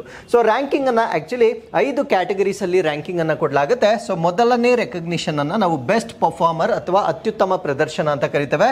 ಸೊ ಎರಡನೇದನ್ನ ಟಾಪ್ ಪರ್ಫಾರ್ಮರ್ ಅಥವಾ ಉತ್ತಮ ಅಂತ ಕರಿತೇವೆ. ಮೂರನೇದನ್ನ ನಾವು ಲೀಡರ್ಸ್ ಅಥವಾ ನಾಯಕತ್ವ ಅಂತ ಕರಿತೇವೆ. ನಾಲ್ಕನೇದನ್ನ ನಾವು ಆಸ್ಪೈರಿಂಗ್ ಲೀಡರ್ಸ್ ಅಂತ ಕರಿತೇವೆ, ಅಂದ್ರೆ ಅಭಿವೃದ್ಧಿ ಹೊಂದುತ್ತಾ ಇರ್ತಕ್ಕಂಥ ಒಂದು ಲೀಡರ್ಸ್ ಆಗಿರ್ತಾರೆ. ಮತ್ತು ಐದನೇದನ್ನ ನಾವು ಎಮರ್ಜಿಂಗ್ ಎಕಾನಮೀಸ್ ಅಂತ ಕರಿತೇವೆ. ಹಾಗಿದ್ರೆ ಈ ಆವೃತ್ತಿಯಲ್ಲಿ ಅಂದ್ರೆ 4ನೇ ಆವೃತ್ತಿಯಲ್ಲಿ ಮೊದಲ ಸ್ಥಾನವನ್ನ ಪಡೆದುಕೊಂಡಿರ್ತಕ್ಕಂಥ ರಾಜ್ಯಗಳಲ್ಲಿ ಗುಜರಾತ್, ಕರ್ನಾಟಕ, ಕೇರಳ ಮತ್ತು ತಮಿಳುನಾಡನ್ನ ನಾವು ನೋಡಬಹುದಾಗಿರುತ್ತೆ. ಸೊ ಕರ್ನಾಟಕ ಕೂಡ ಟಾಪ್ ಪೊಸಿಷನ್ ಅಲ್ಲಿ ಇರ್ತಕ್ಕಂಥ ಒಂದು ರಾಜ್ಯವಾಗಿರುತ್ತೆ. ಸೊ ಎರಡನೇ ಸ್ಥಾನ ಅಂದ್ರೆ ಟಾಪ್ ಪರ್ಫಾರ್ಮರ್ ಅಂತ ನಾವೇನ್ ಹೇಳ್ತೇವೆ. ಸೊ ಇದರಲ್ಲಿ ನಾವು ಮಹಾರಾಷ್ಟ್ರ, ಒಡಿಶಾ, ಪಂಜಾಬ್, ರಾಜಸ್ಥಾನ ಮತ್ತು ತೆಲಂಗಾಣವನ್ನು ನೋಡಬಹುದಾಗಿರುತ್ತೆ. ಸೊ ಲೀಡರ್ಸ್ ನಲ್ಲಿ ನಾವು ಆಂಧ್ರ ಪ್ರದೇಶ್, ಅಸ್ಸಾಂ, ಮಧ್ಯಪ್ರದೇಶ್, ಉತ್ತರ ಪ್ರದೇಶ್ ಮತ್ತು ಉತ್ತರಾಖಂಡವನ್ನ ನೋಡಬಹುದಾಗಿರುತ್ತೆ. ಸೊ ಆಸ್ಪೈರಿಂಗ್ ಅಲ್ಲಿ ಬಿಹಾರ್ ಮತ್ತು ಹರಿಯಾಣವನ್ನ, ಎಮರ್ಜಿಂಗ್ ಎಕೋಸಿಸ್ಟಮ್ಸ್ ಅಲ್ಲಿ ನಾವು ಛತ್ತೀಸ್ಗಢ, ಡೆಲ್ಲಿ, ಜಮ್ಮು ಮತ್ತು ಕಾಶ್ಮೀರನ್ನ ಸೊ ನಾವು 5 ಡಿಫರೆಂಟ್ ಕ್ಯಾಟಗರೀಸ್ ಅಲ್ಲಿ ರ್ಯಾಂಕಿಂಗ್ ಅನ್ನ ಕೊಟ್ಟಿರ್ತೇವೆ. ಸೊ ಇವೆಲ್ಲ ಪ್ರದೇಶಗಳು 1 ಕೋಟಿಗಿಂತ ಹೆಚ್ಚು ಪಾಪ್ಯುಲೇಷನ್ ಇರತಕ್ಕಂತ ಕ್ಯಾಟಗರಿ 1 ರ್ಯಾಂಕಿಂಗ್ ಆಗಿರುತ್ತೆ. ಸೊ ಈಗ ಕ್ಯಾಟಗರಿ 2 ಬರೋಣ. ಕ್ಯಾಟಗರಿ 2 ಅಲ್ಲಿ ಪಾಪ್ಯುಲೇಷನ್ 1 ಕೋಟಿಗಿಂತ ಕಡಿಮೆ ಇದ್ರೆ ಸೊ ಆ ರಾಜ್ಯಗಳನ್ನ ನಾವು ಕ್ಯಾಟಗರಿ 2 ಅಲ್ಲಿ ರ್ಯಾಂಕಿಂಗ್ ಮಾಡ್ತೇವೆ. ಸೊ ಇದರಲ್ಲಿ ಬೆಸ್ಟ್ ಪರ್ಫಾರ್ಮರ್ ಅಲ್ಲಿ ನಾವು ಒಂದೇ ರಾಜ್ಯವನ್ನ ನೋಡಬಹುದಾಗಿರುತ್ತೆ, ಅದು ಹಿಮಾಚಲ್ ಪ್ರದೇಶ ಆಗಿರುತ್ತೆ. ಟಾಪ್ ಪರ್ಫಾರ್ಮರ್ಸ್ ಅಲ್ಲಿ ನಾವು ಅರುಣಾಚಲ್ ಪ್ರದೇಶ್ ಮತ್ತು ಮೇಘಾಲಯವನ್ನ ನೋಡಬಹುದು. ಸೊ ಲೀಡರ್ಸ್ ಅಲ್ಲಿ ಗೋವಾ, ಮಣಿಪುರ್ ಮತ್ತು ತ್ರಿಪುರವನ್ನ ನೋಡಬಹುದು. ಆಸ್ಪೈರಿಂಗ್ ಲೀಡರ್ಸ್ ಅಲ್ಲಿ ನಾವು ಅಂಡಮಾನ್, ನಿಕೋಬಾರ್ ಮತ್ತೆ ನಾಗಾಲ್ಯಾಂಡ್ ಅನ್ನ ನೋಡಬಹುದಾಗಿರುತ್ತೆ. ಸೊ ಎಮರ್ಜಿಂಗ್ ಇಕೋಸಿಸ್ಟಮ್ ಅಲ್ಲಿ ನಾವು ಚಂಡೀಗಢ, ದಾದರ್, ನಗರ್ ಹವೇಲಿ ಮತ್ತು ದಮನ್ ದಿಯು ಅನ್ನ ನೋಡಬಹುದು. ಲಡಾಖ್, ಮಿಜೋರಾಂ, ಪುದುಚೇರಿ ಮತ್ತು ಸಿಕ್ಕಿಂ ಅನ್ನ ನೋಡಬಹುದಾಗಿರುತ್ತೆ. ಸೊ ಇಷ್ಟು ಈ ಒಂದು ರ್ಯಾಂಕಿಂಗ್ ಸಿಸ್ಟಮ್ ಬಗ್ಗೆ ನಮಗೆ ಗೊತ್ತಿರಬೇಕಾಗಿರುತ್ತೆ. So with this let's get into question number 2. ಇತ್ತೀಚಿನ ಆವಿಷ್ಕಾರವು ಭಾರತದ ಭೂಫಲಕದ ಕುರಿತು ಭೂಕಂಪನ ಡೇಟಾವನ್ನು ಒದಗಿಸುತ್ತದೆ. ಆವಿಷ್ಕಾರ ಯಾವುದರ ಬಗ್ಗೆ ತಿಳಿಸುತ್ತಿದೆ? So a recent discovery has provided seismic data suggesting a significant event regarding Indian plate. What is the discovery is about ಅನ್ನೋದು ನಮ್ಮ ಪ್ರಶ್ನೆ ಆಗಿರುತ್ತೆ. ಸೊ ನಮಗೆ ಗೊತ್ತು, ಸೊ ಭೂಮಿಯು ಫಲಕಗಳಾಗಿ ಬ್ರೇಕ್ ಆಗಿರುತ್ತೆ. ಅಂದ್ರೆ ಭೂಮಿಯ ಮೇಲ್ಮೈ ಏನಿರುತ್ತೆ ಲಿಥೋಸ್ಪಿಯರಿಕ್ ಪ್ಲೇಟ್ ಅಂತ ನಾವೇನು ಹೇಳ್ತೇವೆ. ಸೊ ಅದು ಪ್ರಮುಖವಾಗಿ ಅಂದ್ರೆ ಬಿಗ್ಗೆಸ್ಟ್ ಪ್ಲೇಟ್ಸ್ ಅಂತ ನಾವು 7 ಮೇಜರ್ ಪ್ಲೇಟ್ಸ್ ಅಂತ ಏನ್ ಹೇಳ್ತೇವೆ. ಸೊ 7 ಫಲಕಗಳಾಗಿ ಬ್ರೇಕ್ ಆಗಿರುತ್ತೆ. ಸೊ ಅದರಲ್ಲಿ ಇಂಡಿಯನ್ ಪ್ಲೇಟ್ ಕೂಡ ಒಂದಾಗಿರುತ್ತೆ. ಸೊ ಈ ಒಂದು ಇಂಡಿಯನ್ ಪ್ಲೇಟ್ಗೆ ಸಂಬಂಧಪಟ್ಟಂತೆ ಇತ್ತೀಚೆಗೆ ಒಂದು ಸಿಸ್ಮಿಕ್ ಡೇಟಾ ಅಂತ ಹೇಳ್ತೇವೆ. ಸಿಸ್ಮಿಕ್ ಡೇಟಾ ಅಂದ್ರೆ ಭೂಕಂಪನ ದತ್ತಾಂಶ ಅಂತ ಹೇಳ್ತೇವೆ. ಸೊ ಆ ಒಂದು ಭೂಕಂಪನ ದತ್ತಾಂಶವನ್ನ ಅನಲೈಸ್ ಮಾಡಿದಾಗ ಸೊ ಒಂದು ಹೊಸ ಒಂದು ಪ್ರೋಸೆಸ್ ಈಗ ಬೆಳಕಿಗೆ ಬಂದಿದೆ. ಆ ಹೊಸ ಪ್ರಾಸೆಸ್ ಏನು ಅನ್ನೋದು ನಮ್ಮ ಪ್ರಶ್ನೆ ಆಗಿರುತ್ತೆ. ಈ ಪ್ರಶ್ನೆಗೆ ಸರಿಯಾದ ಉತ್ತರ ಭಾರತೀಯ ಟೆಕ್ಟಾನಿಕ್ ಪ್ಲೇಟ್ ಟಿಬೇಟಿಯನ್ ಪ್ರಸ್ಥಭೂಮಿಯ ಕೆಳಗೆ 2 ಭಾಗಗಳಾಗಿ ವಿಭಜಿಸುತ್ತಿದೆ ಅಂತಕ್ಕಂಥ ಒಂದು ಮಾಹಿತಿಯನ್ನು ಹೇಳಿರ್ತಾರೆ. ಸೊ ಇದೇನ್ ಪ್ರೋಸೆಸ್ ಅಂತ ನಾನು ಮುಂದೆ ಎಕ್ಸ್ಪ್ಲೇನ್ ಮಾಡ್ತೇನೆ. The Indian tectonic plate is splitting into beneath the Tibetan plate ಅಂತಕ್ಕಂಥದ್ದು ಈ ಪ್ರಶ್ನೆಗೆ ಉತ್ತರವಾಗಿರುತ್ತೆ. ಸೊ ಇದನ್ನು ಅರ್ಥ ಮಾಡ್ಕೊಳ್ಳೋದಕ್ಕಿಂತ ಮುಂಚೆ ಸ್ವಲ್ಪ ಬೇಸಿಕ್ಸ್ ಇಂದ ನಾನು ಸ್ಟಾರ್ಟ್ ಮಾಡ್ತೇನೆ. ಅದಾದ್ಮೇಲೆ ಇವತ್ತಿನ ಅಪ್ಡೇಟ್ಗೆ ಬರ್ತೇನೆ. ಬೇಸಿಕ್ಸ್ ಏನು ಅಂದ್ರೆ ನಮ್ಮ ಒಂದು ಭೂಮಿ ಉಗಮವಾದಾಗ ಸೊ ಭೂಮಿ 2 ಪಾರ್ಟ್ಸ್ ಅಲ್ಲಿ ಮಾತ್ರ ಇತ್ತು. ಒಂದು ಪಾರ್ಟ್ ಅನ್ನ ನಾವು ವಾಟರ್ ರಿಸೋರ್ಸ್ ಅಂತ ಕರಿತೇವೆ, ಇನ್ನೊಂದನ್ನ ಲ್ಯಾಂಡ್ ಅಂತ ಕರಿತೇವೆ. ಸೊ ಎಂಟೈರ್ ಲ್ಯಾಂಡ್ ಒಂದೇ ಒಂದು ಪೀಸ್ ಆಗಿತ್ತು, ಅದು ಎಲ್ಲೂ ಕೂಡ ಬ್ರೇಕ್ ಆಗಿರ್ಲಿಲ್ಲ. ಸೊ ಅದರ ಸುತ್ತು ಏನಾಗಿತ್ತು ಅಂದ್ರೆ ಎಂಟೈರ್ ನೀರನ್ನ ನಾವು ನೋಡ್ಬೋದಾಗಿರುತ್ತೆ. ಸೊ ಆ ಒಂದು ಪ್ರದೇಶವನ್ನ ನಾವೇನಂತ ಕರಿತಾ ಇದ್ವಿ ಅಂದ್ರೆ ಪ್ಯಾಂಜಿಯಾ ಅಂತ ಕರಿತಾ ಇದ್ವಿ. ಸೊ ಅದಾದ್ಮೇಲೆ ಇದ್ದಂತಹ ಒಂದು ನೀರಿನ ರಿಸೋರ್ಸ್ ಅನ್ನ ನಾವು ತೆತಿಸ್ ಸಿ ಅಂತ ಕರಿತಾ ಇದ್ವಿ. ಅಂದ್ರೆ ಒಂದೇ ಒಂದು ಸಿ ಮತ್ತೆ ಒಂದೇ ಒಂದು ಪ್ಲೇಟ್ ಆಗಿ ನಾವು ಎಂಟೈರ್ ಭೂಮಿಯನ್ನ ನೋಡ್ಬೋದಾಗಿರುತ್ತೆ. ಸೊ ಅದಾದ್ಮೇಲೆ ಕಾಲಕ್ರಮೇಣ ಏನಾಗುತ್ತೆ ಅಂದ್ರೆ ಈ ಒಂದು ಭೂಮಿ ಏನಿರುತ್ತೆ ಅದು ಒಂದಕ್ಕೊಂದು ಬ್ರೇಕ್ ಆಗ್ಲಿಕ್ಕೆ ಸ್ಟಾರ್ಟ್ ಆಗುತ್ತೆ. ಸೊ ಮೊದಲು ಇದು 2 ಫ್ರಾಕ್ಷನ್ಸ್ ಆಗಿ ಬ್ರೇಕ್ ಆಗುತ್ತೆ. ಮೇಲಿನ ಫ್ರಾಕ್ಷನ್ ಅನ್ನ ನಾವು ಲೌರೇಷಿಯಾ ಅಂತ ಕರಿತೇವೆ ಮತ್ತು ಕೆಳಗಡೆ ಫ್ರಾಕ್ಷನ್ ಅನ್ನ ನಾವು ಗೋಂಡ್ವಾನ ಅಂತ ಕರಿತೇವೆ. ಸೊ ಅಲ್ಲಿಗೆ ನಿಲ್ಲಿಲ್ಲ. ಸೊ ಅದು ಮುಂದೆ ಹಾಗೆ ಮತ್ತೆ ಬ್ರೇಕ್ ಆಗ್ತಾ ಬಂತು. ಸೊ ಇವತ್ತು ನಾವು ಪ್ರಸ್ತುತವಾಗಿ ನಮ್ಮ ಭೂಮಿಯಲ್ಲಿ 7 ಮೇಜರ್ ಪ್ಲೇಟ್ಸ್ ಗಳನ್ನ ನೋಡಬಹುದಾಗಿರುತ್ತೆ. ನಾನು ಹೇಳ್ತಾ ಇರೋದು 7 ಪ್ರಮುಖವಾದ ಫಲಕಗಳನ್ನ ನೋಡಬಹುದಾಗಿರುತ್ತೆ. ಮೈನರ್ ಪ್ಲೇಟ್ಸ್ ಗಳು ಸಾಕಷ್ಟು ಸಂಖ್ಯೆಯಲ್ಲಿರ್ತವೆ. ನಾನು ಹೇಳ್ತಾ ಇರ್ತಕ್ಕಂಥದ್ದು ಮೇಜರ್ ಪ್ಲೇಟ್ಸ್ ಆಗಿ ನಾವು 7 ಫಲಕಗಳನ್ನ ನೋಡಬಹುದಾಗಿರುತ್ತೆ. ಸೊ 7 ಫಲಕಗಳು ಈಗ ಒಂದಕ್ಕೊಂದು ಪ್ರತ್ಯೇಕಗೊಂಡಿರೋದನ್ನ ನಾವು ನೋಡಬಹುದಾಗಿರುತ್ತೆ. ಸೊ ಆ ಒಂದು ಪ್ರತ್ಯೇಕಗೊಳ್ತಕ್ಕಂಥ ಒಂದು ಪ್ರಾಸೆಸ್ ಅನ್ನ ನಾವು ಪ್ಲೇಟ್ ಟ್ಯಾಕ್ಟಾನಿಕ್ಸ್ ಅಥವಾ ಭೂಫಲಕಗಳ ಚಲನೆ ಅಂತ ಕರಿತೇವೆ. ಹಾಗಿದ್ರೆ ಆ 7 ಪ್ಲೇಟ್ಸ್ ಯಾವ್ದ್ಯಾವ್ದು ಅಂತ ಹೇಳಿದಾಗ ಸೊ ಮೊದಲನೇದನ್ನ ಸ್ವಲ್ಪ ಬೃಹತ್ ಆಗಿರ್ತಕ್ಕಂಥದನ್ನ ನಾವು ಪೆಸಿಫಿಕ್ ಪ್ಲೇಟ್ ಅಂತ ಕರಿತೇವೆ. ಸೊ ಇಲ್ಲಿ ನೀವು ನೋಡಬಹುದಾಗಿರುತ್ತೆ. ಸೊ ಇದನ್ನ ನಾವು ಪೆಸಿಫಿಕ್ ಪ್ಲೇಟ್ ಅಂತ ಕರಿತೇವೆ. ಸೊ ಎರಡನೇದನ್ನ ನಾವು ನಾರ್ತ್ ಅಮೆರಿಕನ್ ಪ್ಲೇಟ್ ಅಂತ ಕರಿತೇವೆ. ಸೊ ಈ ಭಾಗವನ್ನ ನಾವು ನಾರ್ತ್ ಅಮೆರಿಕನ್ ಪ್ಲೇಟ್ ಅಂತ ಕರಿತೇವೆ. ಅದಾದ್ಮೇಲೆ ಯುರೇಷಿಯನ್ ಪ್ಲೇಟ್ ಅಂತ ಕರಿತೇವೆ. ಸೊ ಇಲ್ಲಿ ನೋಡಬಹುದಾಗಿರುತ್ತೆ. ಅದಾದ್ಮೇಲೆ ಆಫ್ರಿಕನ್ ಪ್ಲೇಟ್ ಅಂತ ಕರಿತೇವೆ. ಅದಾದ್ಮೇಲೆ ಅಂಟಾರ್ಟಿಕ್ ಪ್ಲೇಟ್ ಅಂತ ಕರಿತೇವೆ. ಸೊ ಅದಾದ್ಮೇಲೆ ಇಂಡೋ ಆಸ್ಟ್ರೇಲಿಯನ್ ಪ್ಲೇಟ್ ಅಂತ ಕರಿತೇವೆ. ಸೊ ನಮ್ಮ ಭಾರತವನ್ನ ನೀವು ಇಲ್ಲಿ ನೋಡಬಹುದಾಗಿರುತ್ತೆ ಮತ್ತೆ ಆಸ್ಟ್ರೇಲಿಯಾವನ್ನ ಇಲ್ಲಿ ನೋಡಬಹುದಾಗಿರುತ್ತೆ. ಸೊ ಎರಡನ್ನ ಸೇರಿಸಿ ನಾವು ಇಂಡೋ ಆಸ್ಟ್ರೇಲಿಯನ್ ಪ್ಲೇಟ್ ಅಂತ ಕರಿತೇವೆ. ಸೊ ಕೊನೆಯದನ್ನ ನಾವು ಸೌತ್ ಅಮೆರಿಕನ್ ಪ್ಲೇಟ್ ಅಂತ ಕರಿತೇವೆ. ಸೊ ಅದನ್ನ ಈ ಭಾಗದಲ್ಲಿ ನಾವು ನೋಡಬಹುದಾಗಿರುತ್ತೆ. ಸೊ ಇವಾಗ ಫೈಂಡ್ ಔಟ್ ಮಾಡಿರ್ತಕ್ಕಂಥ ಒಂದು ಲೇಟೆಸ್ಟ್ ಡಿಸ್ಕವರಿ ಏನು ಅಂದ್ರೆ ಸೊ ನಮ್ಮ ಭಾರತ ದೇಶದ ಭೂಫಲಕವನ್ನ ನೀವು ಇಲ್ಲಿ ನೋಡಬಹುದಾಗಿರುತ್ತೆ. ಸೊ ನಮ್ಮ ಭಾರತ ದೇಶ ಇಲ್ಲಿದ್ರೆ ಅದು ಇಲ್ಲಿ ಬರ್ತಕ್ಕಂಥ ಒಂದು ರಾಷ್ಟ್ರ, ಅದನ್ನ ನಾವು ಟಿಬೇಟ್ ಅಂತ ನಾವೇನು ಹೇಳ್ತೇವೆ ಅಂದ್ರೆ ಚೈನಾ ಅಟೋನಮಸ್ ಪಾರ್ಟ್ ಆಗಿರ್ತಕ್ಕಂಥ ಒಂದು ಟಿಬೇಟ್ ಏನಿದೆ ಸೊ ಆ ಫಲಕದ ಜೊತೆಗೆ ಡಿಕ್ಕಿ ಹೊಡಿತಾ ಇದೆ ಅಂದ್ರೆ 2 ಪ್ಲೇಟ್ಗಳು ಒಂದಕ್ಕೊಂದು ಇನ್ ದಿ ಡೈರೆಕ್ಷನ್ ಅಂದ್ರೆ ಎಗೇನ್ಸ್ಟ್ ಈಚ್ ಅದರ್ ಮೂವ್ ಆಗ್ತಾ ಇದ್ರೆ ಅದನ್ನ ನಾವು ಕನ್ವರ್ಜೆಂಟ್ ಬೌಂಡ್ರೀಸ್ ಅಂತ ಕರಿತೇವೆ. ಕನ್ವರ್ಜೆಂಟ್ ಅಂದ್ರೆ ಸೊ ಒಂದು ಫಲಕ ಇನ್ನೊಂದು ಫಲಕಕ್ಕೆ ಓವರ್ಲ್ಯಾಪ್ ಆಗ್ತಾ ಇರುತ್ತೆ ಅಥವಾ ಒಂದಕ್ಕೊಂದು ಡಿಕ್ಕಿ ಹೊಡಿತಾ ಇದ್ರೆ ಅದನ್ನ ನಾವು ಕನ್ವರ್ಜೆಂಟ್ ಪ್ಲೇಟ್ ಅಂತ ಕರಿತೇವೆ. ಸೊ ಇನ್ನೊಂದು ಸಿಸ್ಟಮ್ ಇರುತ್ತೆ, ಅದನ್ನ ಡೈವರ್ಜೆಂಟ್ ಪ್ಲೇಟ್ ಅಂತ ಕರಿತೇವೆ. ಸೊ ಒಂದು ಫಲಕ ಇನ್ನೊಂದು ಫಲಕಕ್ಕಿಂತ ವಿರುದ್ಧ ದಿಕ್ಕಿನಲ್ಲಿ ಅಂದ್ರೆ ಆಪೋಸಿಟ್ ಡೈರೆಕ್ಷನ್ ಅಲ್ಲಿ ಮೂವ್ ಆಗ್ತಾ ಇದ್ರೆ ಸೊ ಅದನ್ನ ನಾವು ಡೈವರ್ಜೆಂಟ್ ಪ್ಲೇಟ್ ಅಂತ ಕರಿತೇವೆ. ಸೊ ಈಗ ನಮ್ಮ ಭಾರತ ದೇಶದ ಪ್ಲೇಟ್ ಏನಿರುತ್ತೆ ಅದು ಇಲ್ಲಿರ್ತಕ್ಕಂಥ ಟಿಬೇಟಿಯನ್ ಪ್ಲೇಟ್ ಅಂತ ನಾವೇನು ಹೇಳ್ತೇವೆ ಅದ್ರ ಜೊತೆ ಡಿಕ್ಕಿ ಹೊಡಿತಾ ಇದೆ ಅಂದ್ರೆ ಡೈವರ್ಜೆಂಟ್ ಆಗಿ ಮೂವ್ ಆಗ್ತಾ ಇದೆ. ಸೊ ಯಾವಾಗ ಈ ರೀತಿಯಾಗಿ ಡೈವರ್ಜೆಂಟ್ ಆಗಿ ಮೂವ್ ಆಗುತ್ತೆ ಸೊ ಯಾವುದು ಹೆವಿ ಇರುತ್ತೆ ಅದು ಯೂಶುವಲಿ ಸಬ್ಡಕ್ಟ್ ಆಗುತ್ತೆ ಅಂದ್ರೆ ಒಂದು ಫಲಕದ ಕೆಳಗಡೆಗೆ ಅದು ಸೇರ್ಕೊಳ್ತಕ್ಕಂಥ ಒಂದು ಸಾಧ್ಯತೆ ಇರುತ್ತೆ. ಬಟ್ ಇವಾಗ ಆಗ್ತಾ ಇರ್ತಕ್ಕಂಥ ಪ್ರಾಬ್ಲಮ್ ಏನು ಅಂದ್ರೆ ನಮ್ಮ ಇಂಡಿಯನ್ ಪ್ಲೇಟ್ ಏನಿದೆ ಅದು ಸಬ್ಮರ್ಜ್ ಆಗ್ತಾ ಇಲ್ಲ ಅಂದ್ರೆ ಮ್ಯಾಂಟಲ್ ಅಂತ ನಾವೇನು ಹೇಳ್ತೇವೆ ಮಿಶ್ರಗೋಳ ಅಂತ ಹೇಳ್ತೇವೆ. ಅಂದ್ರೆ ಕ್ರಸ್ಟ್ ನ ಕೆಳಗಡೆ ಇರ್ತಕ್ಕಂಥ ಒಂದು ಪ್ಲೇಟ್ ಅನ್ನ ಒಂದು ಪ್ರದೇಶವನ್ನ ನಾವು ಮ್ಯಾಂಟಲ್ ಅಂತ ನಾವೇನು ಹೇಳ್ತೇವೆ. ಸೊ ಅದು ಸ್ವಲ್ಪ ಅರೆ ದ್ರವ ರೂಪದಲ್ಲಿ ಇರುತ್ತೆ, ಅದರ ಒಳಗಡೆ ಏನಾಗುತ್ತೆ ಅಂದ್ರೆ ಸಬ್ಮರ್ಜ್ ಆಗುತ್ತೆ ಅಥವಾ ಮುಳುಗೋಗುತ್ತೆ. ಬಟ್ ಇವಾಗ ಫೈಂಡ್ ಔಟ್ ಮಾಡಿರ್ತಕ್ಕಂಥ ಒಂದು ಡಿಸ್ಕವರಿ ಏನು ಅಂದ್ರೆ ಸೊ ನಮ್ಮ ಭಾರತೀಯ ಫಲಕ ಇದನ್ನ ನೀವು ಅನ್ಕೊಂಡ್ರೆ ಇದನ್ನ ನೀವು ಟಿಬೇಟಿಯನ್ ಪ್ಲೇಟ್ ಅಂತ ಅನ್ಕೊಂಡ್ರೆ ಸೊ ಇದು ಆಕ್ಚುಲಿ ಸಬ್ಡಕ್ಟ್ ಆಗ್ಬೇಕಾಗಿತ್ತು ಅಂದ್ರೆ ಇದರ ಕೆಳಗಡೆ ಸೇರ್ಕೊಳ್ಬೇಕಾಗಿತ್ತು. ಅದರ ಬದಲು ಅದು 2 ಪಾರ್ಟ್ಸ್ ಆಗಿ ಬ್ರೇಕ್ ಆಗ್ತಾ ಇದೆ ಅಂದ್ರೆ ಒಂದು ಲೇಯರ್ ಮೇಲೆ ಬರ್ತಾ ಇದೆ ಸೊ ಇನ್ನೊಂದು ಲೇಯರ್ ಕೆಳಗಡೆಗೆ ಬರ್ತಾ ಇದೆ, ಅದು ವಿಭಜನೆ ಆಗ್ತಾ ಇದೆ ಅಂತಕ್ಕಂಥ ಒಂದು ಮಾಹಿತಿಯನ್ನ ಸೊ ಇತ್ತೀಚೆಗೆ ಮಾಡಿರ್ತಕ್ಕಂಥ ಒಂದು ಸೆಸ್ಮಿಕ್ ಡೇಟಾದ ಪ್ರಕಾರ ಈ ಒಂದು ಡಿಸ್ಕವರಿಯನ್ನ ಹೇಳಲಾಗ್ತಾ ಇದೆ. So this is the update that you need to remember. ಅರ್ಥ ಆಯ್ತಲ್ವಾ? ಸೊ ಅದಾದ್ಮೇಲೆ ನಮ್ಮ ಭಾರತೀಯ ಫಲಕ, ನಾನು ಮುಂಚೆನೆ ಹೇಳಿದೆ ಪ್ಲೇಟ್ಸ್ ಒಂದಕ್ಕೊಂದು ಡಿವೈಡ್ ಆಗ್ತಾ ಬಂತು. ಸೊ ನಮ್ಮ ಭಾರತೀಯ ಫಲಕ ಈ ಒಂದು ಆಫ್ರಿಕನ್ ಕಾಂಟಿನೆಂಟ್ಗೆ ಹತ್ತಿರವಾಗಿತ್ತು ಮುಂಚೆ, ಅಂದ್ರೆ ಇಂಡಿಯನ್ ಓಷನ್ ಅಲ್ಲಿ ನಮ್ಮ ಭಾರತೀಯ ಫಲಕ ಇತ್ತು. ಸೊ ಅದು ಗ್ರಾಜುಯಲಿ ಏನಾಗುತ್ತೆ ಅಂದ್ರೆ ಮೇಲಕ್ಕೆ ಮೂವ್ ಆಗ್ತಾ ಬರುತ್ತೆ. ಸೊ ಈ ಚಿತ್ರದಲ್ಲಿ ನೀವು ನೋಡಬಹುದಾಗಿರುತ್ತೆ. ಸೊ ಫಸ್ಟ್ ಇಲ್ಲಿತ್ತು ಅಂದ್ರೆ 71 ಮಿಲಿಯನ್ ಇಯರ್ಸ್ ಎಗೋ ಅದು almost very close to the African continent, ಮತ್ತೆ ನಮ್ಮ ಸದರ್ನ್ ಪೋಲ್ ಆಗಿರ್ತಕ್ಕಂಥ ಅಂಟಾರ್ಟಿಕಾ ಅಂತ ನಾವೇನು ಹೇಳ್ತೇವೆ, ಸೊ ಇದಕ್ಕೆ ಬಹಳ ಹತ್ತಿರವಾಗಿತ್ತು. ಸೊ ಇದು ಅನೇಕ ಮಿಲಿಯನ್ ವರ್ಷಗಳ ಒಂದು ಚಲನೆಯ ಮುಖಾಂತರ ಸೊ ಇದು ಮೇಲಕ್ಕೆ ಹೋಗಿ ಹೋಗಿ ಹೋಗಿ ಹೋಗಿ ಈಗ ಯುರೇಷಿಯನ್ ಪ್ಲೇಟ್ ಅಂತ ನಾವೇನು ಹೇಳ್ತೇವೆ, ಸೊ ಇದರ ಜೊತೆಗೆ ಅದು ಮರ್ಜ್ ಆಗಿದೆ ಅಥವಾ ಅದ್ರ ಜೊತೆಗೆ ಸೇರ್ಕೊಂಡಿರುತ್ತೆ. ಸೊ ಈ ಕಡೆ ಬರ್ತಕ್ಕಂಥ ಒಂದು ಪ್ಲೇಟ್ ಜೊತೆ ಅದು ಇವಾಗ ಕೊಲೈಡ್ ಆಗ್ತಾ ಇದೆ. ಕೊಲೈಡ್ ಆದಾಗ ನಾರ್ಮಲಿ ಏನಾಗುತ್ತೆ ಅಂದ್ರೆ ಒಂದು ಪ್ಲೇಟ್ ಮೇಲಕ್ಕೆ ಬರುತ್ತೆ, ಇನ್ನೊಂದು ಪ್ಲೇಟ್ ಅದ್ರ ಕೆಳಗಡೆ ಸಬ್ಮರ್ಜ್ ಆಗುತ್ತೆ. ಅದು ಡೈವರ್ಜೆಂಟ್ ಆಗಿದ್ರೆ, ಸೊ ಐ ಮೀನ್ ಕನ್ವರ್ಜೆಂಟ್ ಆಗಿದ್ರೆ. ಡೈವರ್ಜೆಂಟ್ ಆಗಿದ್ರೆ ಎರಡು ಕೂಡ ದೂರ ದೂರ ಸರಿತಕ್ಕಂಥ ಒಂದು ಸಾಧ್ಯತೆ ಇರುತ್ತೆ. ಕನ್ವರ್ಜೆಂಟ್ ಆದ್ರೆ ಒಂದು ಪ್ಲೇಟ್ ಕೆಳಗಡೆ ಹೋಗುತ್ತೆ, ಒಂದು ಪ್ಲೇಟ್ ಮೇಲೆ ಬರುತ್ತೆ. ಬಟ್ ಇವಾಗ ವಿಚಿತ್ರವಾಗಿರ್ತಕ್ಕಂಥ ಒಂದು ವಿದ್ಯಮಾನ ನಡೀತಾ ಇದೆ. ಸೊ ಅದು ಕೆಳಕ್ಕೂ ಹೋಗ್ತಾ ಇಲ್ಲ, ಮೇಲಕ್ಕೂ ಹೋಗ್ತಾ ಇಲ್ಲ, ಒಂದು ಲೇಯರ್ ಮೇಲೆ ಹೋಗ್ತಾ ಇದೆ, ಇನ್ನೊಂದು ಲೇಯರ್ ಕೆಳಗಡೆ ಬರ್ತಾ ಇದೆ ಅಂತಕ್ಕಂಥ ಒಂದು ಮಾಹಿತಿಯನ್ನ ಸೊ ಈ ಒಂದು ಅಪ್ಡೇಟ್ ನಲ್ಲಿ ನಾವು ತಿಳಿದುಕೊಳ್ಬಹುದಾಗಿರುತ್ತೆ. So it is the new discovery. So ಈ ನ್ಯೂ ಡಿಸ್ಕವರಿ ನಮ್ಮ ಇಷ್ಟು ದಿನ ಇದ್ದಂತಹ ಒಂದು ಅಂಡರ್ಸ್ಟ್ಯಾಂಡಿಂಗ್ ಏನಿರುತ್ತೆ, ಸೊ ಆ ಒಂದು ಅಂಡರ್ಸ್ಟ್ಯಾಂಡಿಂಗ್ ಗೆ ರೀಶೇಪ್ ಅನ್ನ ಕೊಡ್ತಕ್ಕಂಥ ಒಂದು ಡಿಸ್ಕವರಿ ಆಗಿರುತ್ತೆ. ಸೊ ಇದನ್ನ ನಾವು ನ್ಯೂ ಸಿಸ್ಮಿಕ್ ಡೇಟಾ ಅಥವಾ ಹೊಸ ಭೂಕಂಪನ ದತ್ತಾಂಶ ಅಂತ ಕರಿತೇವೆ. ಸೊ ಇಲ್ಲಿ ಇಂಡಿಯನ್ ಟೆಕ್ಟಾನಿಕ್ ಪ್ಲೇಟ್ ಏನಿದೆ, ಸೊ ಇದು splitting into two beneath the Tibetan plate. So Tibetan plate ಏನಿದೆ, ಸೊ ಅದಕ್ಕೆ ಅದು ಡಿಕ್ಕಿ ಹೊಡೆದು ಎರಡು ಲೇಯರ್ಸ್ ಆಗಿ ವಿಭಜನೆ ಹೊಂದುತ್ತಾ ಇದೆ ಅಂತಕ್ಕಂಥ ಒಂದು ಮಾಹಿತಿಯನ್ನ ಸೊ ಹೊಸ ಒಂದು ಸಿಸ್ಮಿಕ್ ಡೇಟಾದ ಮುಖಾಂತರ ಹೇಳಲಾಗ್ತಾ ಇದೆ. So rather than sinking smoothly into the mantle's depth, ಅಂದ್ರೆ ಯೂಶುವಲಿ ಏನಾಗುತ್ತೆ ಅಂತ ನಾನು ಮುಂಚೆನೆ ಹೇಳಿದ್ದೆ, ಸೊ ಮ್ಯಾಂಟಲ್ ಒಳಗಡೆ ಅದು ಸ್ಮೂತ್ ಆಗಿ ಸಿಂಕ್ ಆಗ್ತಕ್ಕಂಥ ಒಂದು ಸಾಧ್ಯತೆ ಇರುತ್ತೆ. ಸೊ ಸಿಂಕ್ ಆಗುವ ಬದಲು ಒಂದು ಪ್ಲೇಟು ಡಿಸೆಂಡಿಂಗ್ ಆಗ್ತಾ ಇದೆ, ಸೊ ಇನ್ನೊಂದು ಪ್ಲೇಟ್ ಏನಾಗ್ತಾ ಇದೆ ಸ್ಕ್ರಾಪ್ ಆಗಿ ಮೇಲೆಗೆ ಬರ್ತಾ ಇದೆ ಅಂತಕ್ಕಂಥ ಒಂದು ಮಾಹಿತಿಯನ್ನ ಸೊ ಈ ಒಂದು ಡಿಸ್ಕವರಿಯ ಮುಖಾಂತರ ನಾವು ತಿಳಿದುಕೊಳ್ಳಬಹುದಾಗಿರುತ್ತೆ. With this let's get into question number 3. Global fire power 2024 ಪ್ರಕಾರ ಯಾವ ದೇಶವು ವಿಶ್ವದ ಅತ್ಯಂತ ಶಕ್ತಿಶಾಲಿ ಮಿಲಿಟರಿಯನ್ನು ಹೊಂದಿದೆ? According to global fire power 2024 which country has the world's most powerful military? So ಈ ಪ್ರಶ್ನೆಗೆ ಸರಿಯಾದ ಉತ್ತರ ಸೊ 2024ರ ಈ ಒಂದು ಶ್ರೇಯಾಂಕದ ಪ್ರಕಾರ ಯುನೈಟೆಡ್ ನೇಷನ್ಸ್ ಅತ್ಯಂತ ಹೆಚ್ಚಿನ ಪ್ರಭಾವಿತ ಮಿಲಿಟರಿಯನ್ನ ಹೊಂದಿರತಕ್ಕಂಥ ಒಂದು ರಾಷ್ಟ್ರವಾಗಿರುತ್ತೆ.